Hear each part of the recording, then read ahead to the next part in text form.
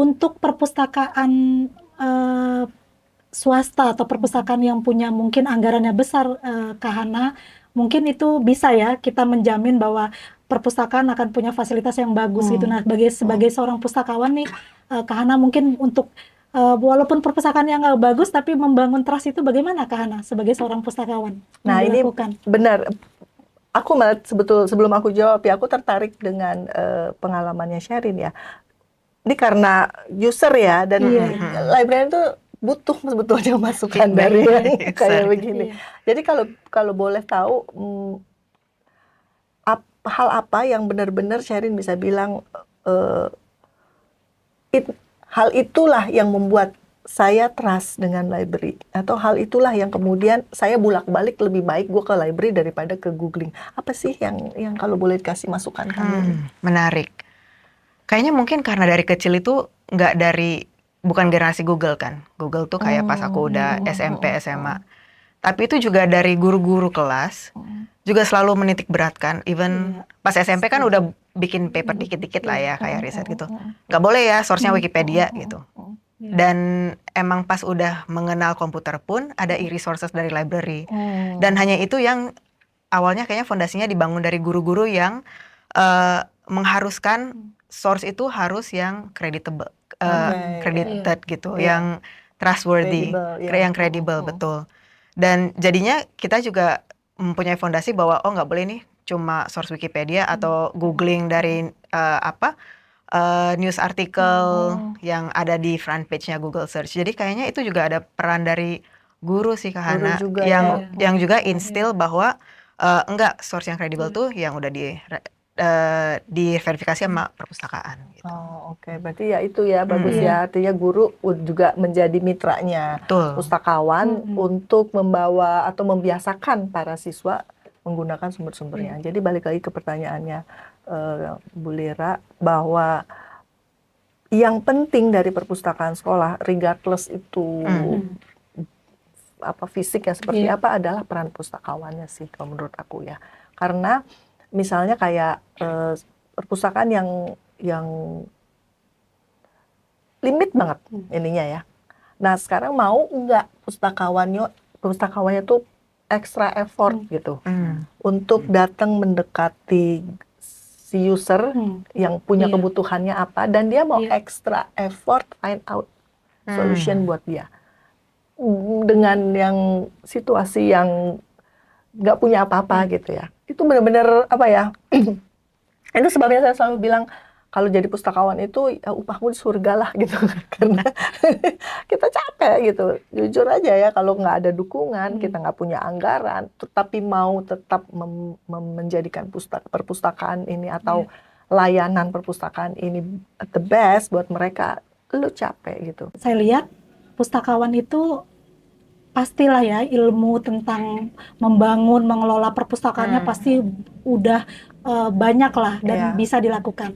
Tapi ternyata tadi kita dengar cerita Sherin yang juga di highlight Sherin adalah bagaimana pustakawan menyapa, mengajak ngobrol. Menurut saya kan itu nggak akan iya kan, nggak akan dilakukan ketika pustakawannya nggak ada inisiatif gitu. Nah, Kakak Hana, soft skill-nya apa sih yang perlu dibangun? Inisiatif gitu. Tadi pasti negosiasi karena kita harus berkoordinasi dengan kepala sekolah atau para pengambil kebijakan lainnya, dengan para guru gitu. Mungkin kalau di sekolah swasta, kepala sekolah sama gurunya udah mendukung dan udah langsung terintegrasi. Untuk yang di sekolah-sekolah mungkin yang belum beruntung gitu, soft skill apa nih yang harus kita highlight untuk kawan-kawan di pustakawan sekolah? Sebelum bicara soft skill sih, karena tidak semua pustakawan itu berangkat dari dia pengen jadi pustakawan, jadi kita bicara bahwa siapapun yang bekerja di perpustakaan, nomor satu coba digali dulu, lu di situ nggak? Itu aja dulu. Lu di situ nggak? Kalau lu nggak di situ, udah lo angkat kaki gitu. Karena mau ngapain juga hatinya nggak di situ. Itu nomor satu, diberesin dulu. Kalau udah di situ, maka being a librarian itu kan kita provide services ya. Ya, jadi ya lu menjadi pelayan di situ sebenarnya gitu, melayani, mau nggak melayani mereka yang butuh informasi. Nah, untuk itu maka diperlukan communication skills. Kemudian yang paling ini sih kreativitas ya. karena ya itu dia tadi ya dengan nggak semuanya di-provide Karena gitu. konteksnya berbeda Iya, kan, kondisi yang harus kita tangani juga betul. berbeda. Jadi Oke. gimana sih kita mengembangkan kreativitas kita supaya anak-anak paling nggak kayak punya pengalaman kayak Sherin, yang akhirnya mau terpola gitu, otomatis ke perpus, otomatis baca gitu. Nah ini yang karena ya paling nggak dari self mereka dulu ya, Betul. appearance-nya udah jelas kan, kalau yang jutek nggak bakalan dilihat. Takut jadinya. Jadi harus Iya, jadi takut. ramah ya. Ramah, mau apa namanya merangkul, smile gitu ya, meskipun kalau udah kayak gitu ntar seolah-olah di jidat kita tuh ada tulisan kembalikan bukumu kan. Setiap kali ketemu librarian atau yang gini gitu kalau bisa yang kayak gini. Aduh, saya sering bilang kalau bikin signage di library itu jangan pakai kata no gitu loh, tapi yang positif ya, kecuali no drugs ya, it's obvious. Artinya bagaimana cara menciptakan itu positive vibes ya. Kalau ke perpustakaan itu lu bisa menjadi diri lu yang gue mau apa aja nih gitu. Mungkin ini pertanyaan terakhir dan mungkin bisa jadi closing statement bagi Sherin dan Kahana gitu.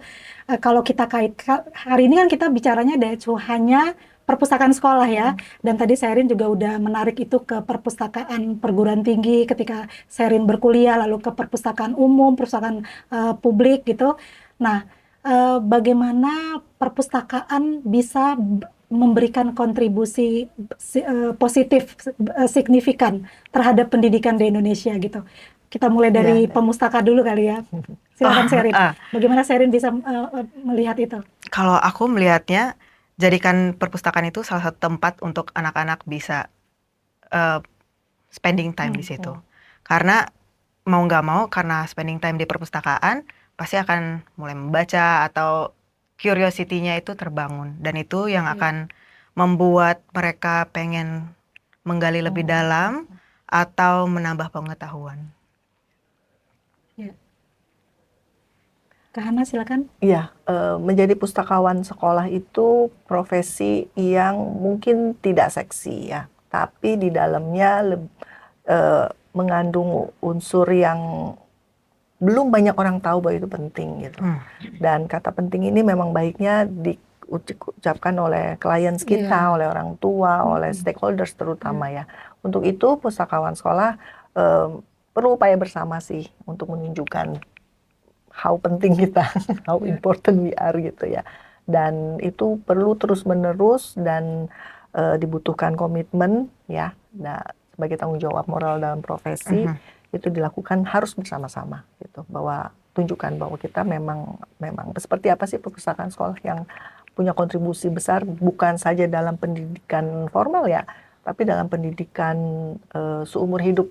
Bagi kawan-kawan kecil kita ini kayak Sherin nih bisa punya kesan dan kita mengharapkan Sherin akan terus-menerus mencari perpustakaan, mencari sumber informasi, dan kawan-kawan kecil kita juga seperti itu nantinya.